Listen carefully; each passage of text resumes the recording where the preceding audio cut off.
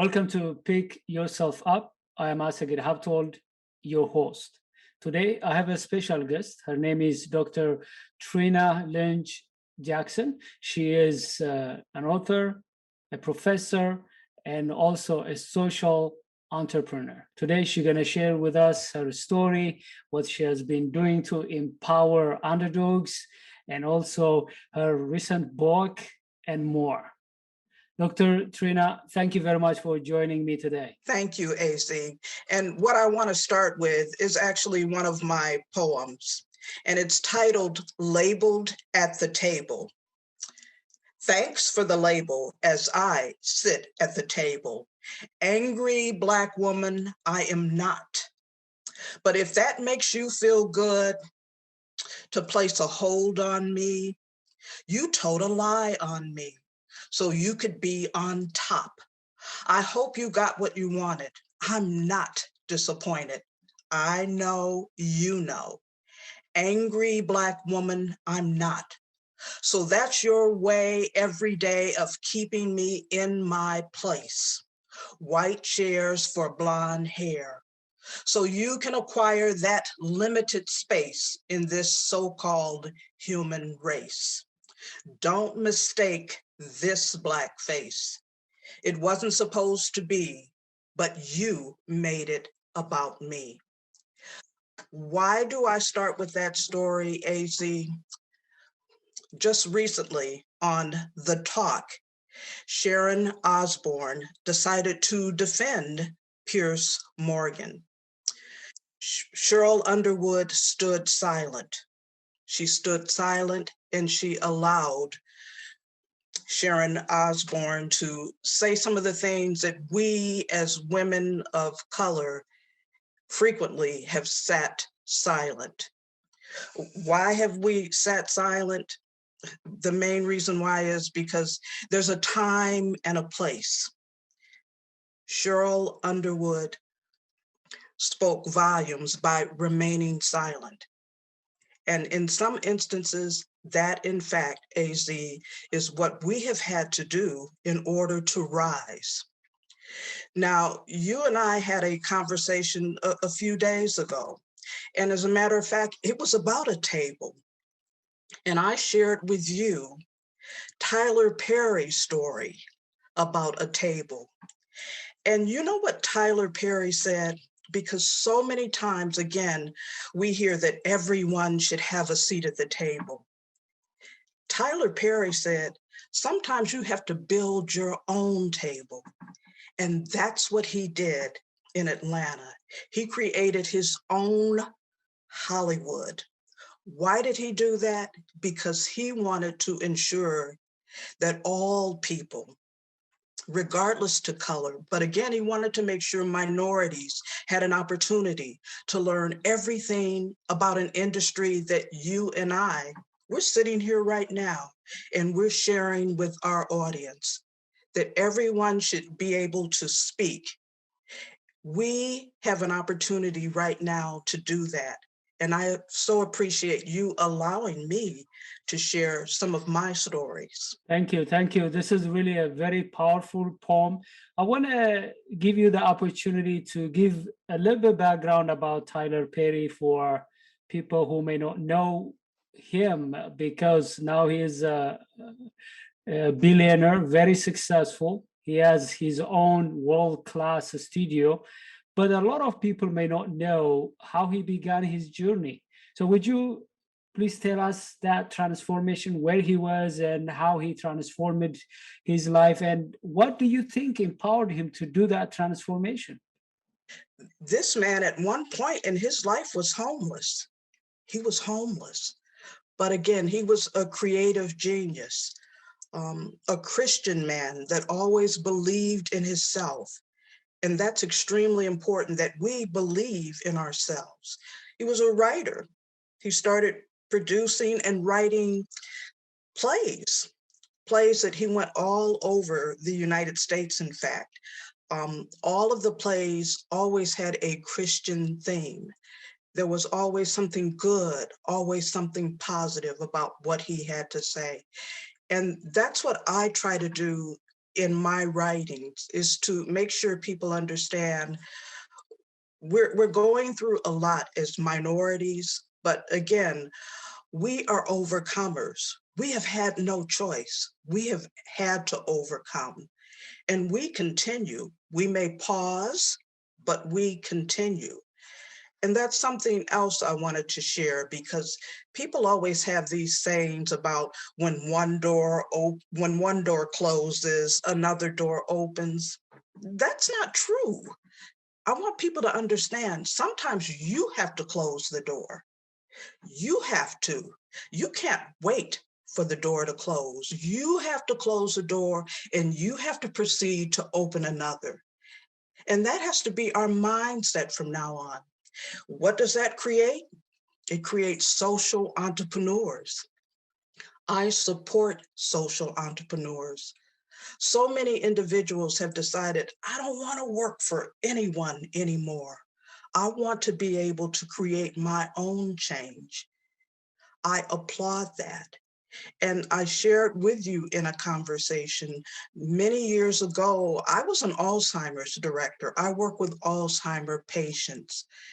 Wherever I have worked, I have always believed in the mission. I have always wanted to create change. Working as an Alzheimer's director, families would come in and they would cry about they didn't want to place their loved one in the nursing home, but they did. Unfortunately, in many of those occasions, when a person actually needed medical care, that family member all of a sudden was not available. That happened on too many occasions. So myself, along with other social entrepreneurs, and it's extremely important to make sure that you surround yourself with people that believe in your cause, that believe in what you're trying to do to create change. And what we created is we created a guardianship organization. It's called VASIA. It's known as the best practice model in the state of Indiana. And what is VASIA? It's volunteer advocates for seniors and incapacitated adults. So we have individuals that volunteer to speak for individuals, and I always call them the voice of the voiceless, because again, many individuals are not able to make medical decisions for themselves, but they're placed in a situation, and for many of us, we would never think about placing our loved ones in a nursing home. We have always believed in family and taking care of our families. So it's something that I wanted to share with the audience as well. Some of the dynamics of what is occurring for many of us has changed. So it's extremely important that we embrace and we understand the importance of family. Thank you for sharing that. You've given us a lot of jam-packed nuggets here. I want to really summarize those, and if I miss something, you would tell me. From the story, from the poem, from the story you shared about yourself and also Tyler Perry, there are key nuggets that you mentioned. The first one is knowing who you are and what you want. I can see from you knew who you were, what you wanted. That's why you were serving the underserved. I could also see from Tyler Perry from childhood, he knew what he wanted to do in life. He was imagining, even when he was under stress as a child. And also, you mentioned about the importance of closing doors when necessary. Tyler Perry, Hollywood closed doors against him, but he decided to pursue his passion and create his own studio. And these are the most important things that underdogs, people who are underserved, and people who are having a lot of challenges in their community need to know. So, from your experience and the stories that you shared, what are some of the things people of color, women, underdogs, immigrants should do to make sure that they do the things that they're passionate about and be successful regardless of the challenges they're facing. I'm going to share another story with you. As a child, I love my grandmother. My grandmother was always a fighter. She migrated north from the South. Why did she migrate there? Simply because my grandmother was dark complected. My grandfather was fair. But they decided that they didn't want to deal with those racial issues, so they migrated north. But let me share this story with you. And again, this is based on my life, some of the things that she taught me. It's called We Don't Scream for Ice Cream. I remember standing outside of the local Dairy Queen with a sign in my little hands. There was a purpose for our protests. I was a little girl standing with a picket sign with my grandma. We were not alone. My grandma had a plan, and there was a demand. My grandma was president of the NAACP at that time and believed in peaceful protests. She had decided if the Dairy Queen could not hire people of color, we would not, could not buy ice cream at the Dairy Queen. It's called the power of the purse. Eventually, things changed, and now as I drive through town and look at that boarded up, let me repeat, that boarded up Dairy Queen, I have to smile. Look up in the sky and think of that time with my grandma who screamed for ice cream and then redefined the dream. Those are some of my moments of truth. And those are the things, in fact, that we have to do sometimes. We have to hold those signs up. We have to be aware of what's going on in businesses. When I go in businesses now, I look to see if there are people of color working in those businesses. I question as well, because we should be able to do that. That's why we live in America. And I can refuse to what? Shop at those locations. And those are the things we have to do. We have to start supporting one another. I think we're far more aware. We've always been aware, but now based on the pandemic, everyone is aware. So we have to continue to do those things. So that's another sharing of a story from my book called Caution. Yeah. This may hurt your feelings. Thank you. Thank you. Another beautiful story. It's amazing when we come back from the break, definitely, which you said is very important to African Americans, migrants, women, people who have been denied opportunities. And one thing I want to emphasize that your story of transformation is amazing. You grew up in that kind of very, very disappointing era. Today, you are having a PhD, a terminal degree, and you are a lecturer in a university and empowering the new generation to have confidence, to stand up to their beliefs, and to become who they're supposed to become. That's a win-win to themselves, to their communities, and to the nation at large. So thank you for being strong and be here to empower the new generation. Let's take a quick break, and when we come back, we'll continue our conversation. Thank you for watching so far. Don't go away, and we'll come back again.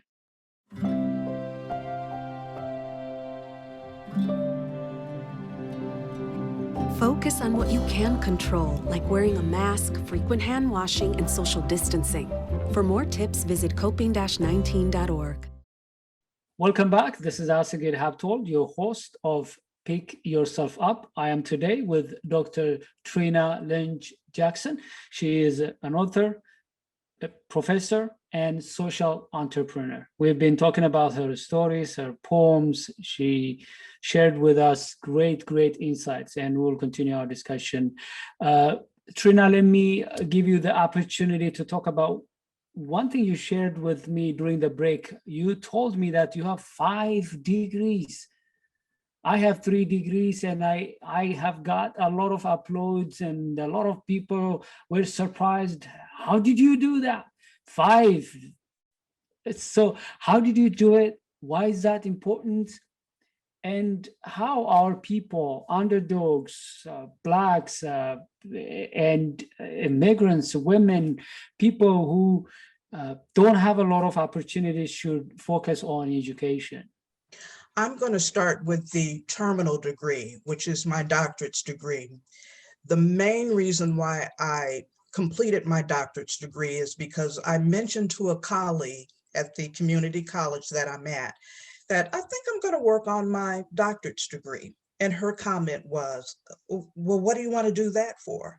So, okay, now I'm considered a threat. But I decided that I'm in a community college system. How can you teach in a community college if you don't want to complete your terminal degree? So I applied, I was accepted. When I went to the orientation, the gentleman talked about the cost, and I thought to myself, okay, I have never paid for my education, never.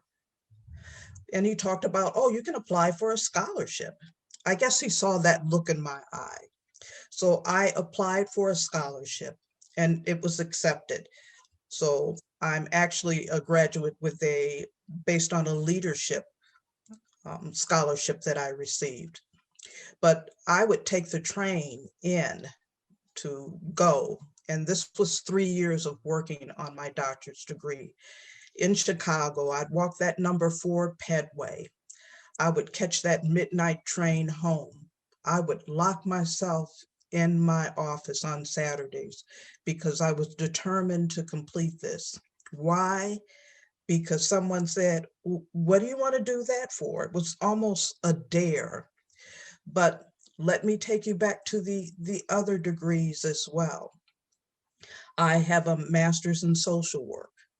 I made sure that my employer paid for that. I always encourage my students, if there's tuition reimbursement where you work at, you use that tuition reimbursement. I know of too many students that work at locations. McDonald's provides scholarships. You can complete your education. I've had to encourage them. But I had my college pay for my master's in social work. When I worked in the hospital, so that I'm letting you know that I have transitioned. I have not stayed at one place because so many times we have been taught, oh, that's a good job. You don't want to leave that job. I was told when I worked in a steel mill, listen to me, I worked in a steel mill. I was told, you've got a good job in the steel mill. You need to stay here. But I made sure while I worked at that steel mill, that I completed my bachelor's degree, and that was paid through here I go with another story of my life, the military. I spent 3.5 years in the Army. I was an MP. I eventually became an MP desk sergeant, but I made sure that the military paid for my bachelor's degree. The military paid for part of my master's degree in public administration. But when I transitioned to the hospital and I was told, oh, don't leave the mill. You've got a good job here at the mill. But there was something in my stomach. There was a gut check in my stomach. I knew that I had to close that door. That's why I'm telling you, sometimes you have to close the door and you have to open another. When I transitioned into healthcare, they actually changed the job where I worked at in the mill. We had been salaried employees, but they decided to go with contract employees in the position that I worked in. So many of those individuals ended up making a third of the pay that they had made. Remember what I said, you have to shut the door sometimes. You have to open your own doors. So with my education, someone has always paid for it, either Veterans Administration or my employers working at the hospital. And when I worked at the hospital, I was actually the first woman of color to be over security. So eventually they called it a watch manager, and then I became a risk manager, and I became the head of security.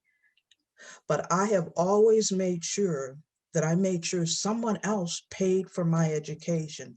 There are too many people of color that want to complete their education, and they apply for what? They don't apply. That's the problem. They don't apply for scholarships.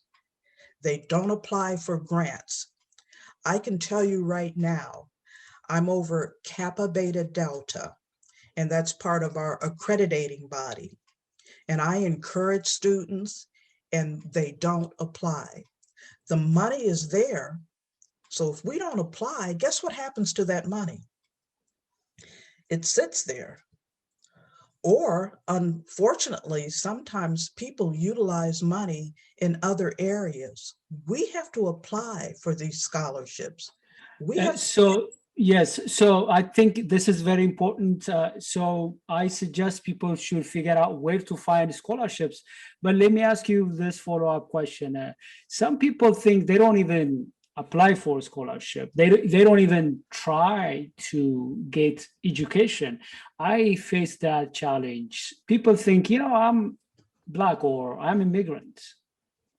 I won't be able to get a job based on my education, let's say based on my master's or based on my PhD. And a lot of people cut short themselves and don't attain their dreams because they don't think they could be able to get jobs based on their passion. They may have reasons, they may have some bad experiences, they might have heard these stories from somewhere. So I'm not judging that.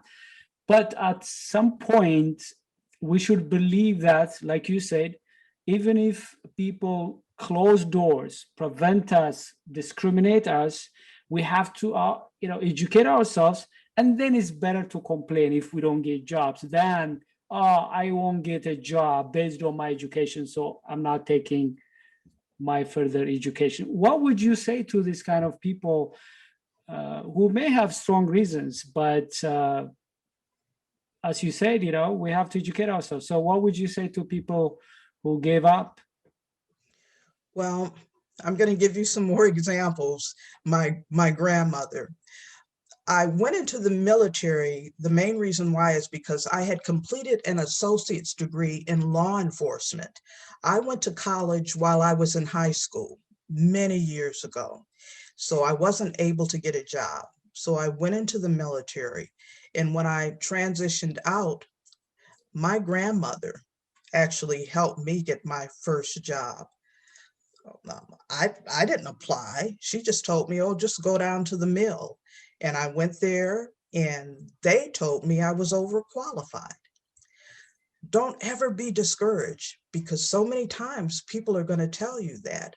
What we have to do is we have to network. We have to help one another. And we don't do that enough. When you start your own business, you reach out to what? Your colleagues, to your family, to your friends. You help one another. And it's about that networking. It's about looking out for one another. But other races do it. Why don't we? Why is it always we're sitting at the table and we're the only ones? I have a responsibility in my setting to ensure that I open up opportunities for people of color. So we have to take that reach. We have to take that step. We have to push forward. The job at the mill, grandma helped me get that job. The job at the hospitals, it just so happened I'm networking, I'm talking to people, and I was able to get that job. For many of the jobs that I have gotten, to be honest with you, I have not completed an application until after the fact. And the main reason why is because of networking, of talking to people, sharing my stories. Because have I heard that, oh, she's overqualified, oh, we can't hire her? Sure, I've heard that, but I haven't let that stop By the way, thank you. me. You mentioned And about the start skills that talking we to need to, people. yeah, we need the skill that we need to have to make sure that we get jobs. One of the challenges I have seen is a mindset, which you have a wonderful mindset. You believed in yourself. A lot of people don't believe that they will get a job even if they have advanced degree. And you have some skills, and you suggested some of the skills like networking that we have. And also I see that you have resilience. It looks like you overcame a lot of challenges. Would you tell us about some setbacks that you have experienced, and how did you overcome them? What should we learn, myself and the audience, from your experience in overcoming setbacks? While working on my terminal degree, my only child died. My only child. I can't even explain to you how painful that was. But I knew that I had to do everything I possibly could for my grandchildren. I had to do that for my grandchildren. I have to set the example, not only for them, but for my family members as well. And it was painful. And to be honest with you, during that time, there were actually 3 deaths. An uncle who was my protector when I worked in the mill, another uncle who was my cheerleader, because again, you have to have family that believes in you as well. And that's why sometimes I was given the name by a colleague of Tenacious Trina. Now, he said that trying to be offensive. He said that trying to put me down, but I took that as being a word of strength because I am determined. But when my uncle passed in Alaska, and he was in Alaska, there's actually a story in my book, and it's called The Briefcase. And in this briefcase, he wrote a letter, which really, to be honest with you, it saved me. It helped me because he died in October. And in the letter, he just let me know how proud he was of me and how I really had to move forward. And he died in October. And again, my only child died in December of that year on New Year's Eve. But I have so much faith, AZ. I want you to know that my grandmother was a Catholic. She always had her rosaries. She always prayed. I pray. I'm a prayer warrior. This tenacious Trina is not going to let anyone stop her from inspiring students. And I have a responsibility to do that in the classroom. I need them to push forward. So do I share my stories of my pain, of being an overcomer? Absolutely. Students need to see that. And students also need to see a reflection of me. They need to see a reflection of me in the classroom. And there are so many classrooms in our institutions where they do not see a reflection of themselves. So I encourage your listening audience to really, you've got to step out. You have to move out of your comfort zone. We need you in the classroom. We need you speaking to your loved ones, to your young students, to your young children of how they need to move forward, to be an inspiration. And I hope that I am an inspiration. Thank you. Thank you for being tenacious and empowering students to become tenacious, to overcome setbacks. If people want to reach out to you, get your book, how could they be able to reach out to you? Do you want to share some contact information? or website? The website at www.cautionthismayhurtyourfeelings.com. And again, it's a short read, and it consists of short stories, poems, quotes. And I'm also encouraging individuals to start writing and telling their own stories. Many of the stories that I share are stories that we all have in common. My goal is to encourage everyone in your listening audience to start journaling and writing and sharing their own stories. Thank you. Thank you very much for being here. Our audience, thank you very much for listening and getting a lot of insights and strategies and tactics for you to empower yourself, to overcome challenges and become who you are and serve your communities, your people, and your organizations. Going forward, if you have any suggestions or if you have any question, or if you want to suggest who I need to interview, please reach out. You can also follow me on social media. You can write me an email with your questions or suggestions at asagid@successpws.com.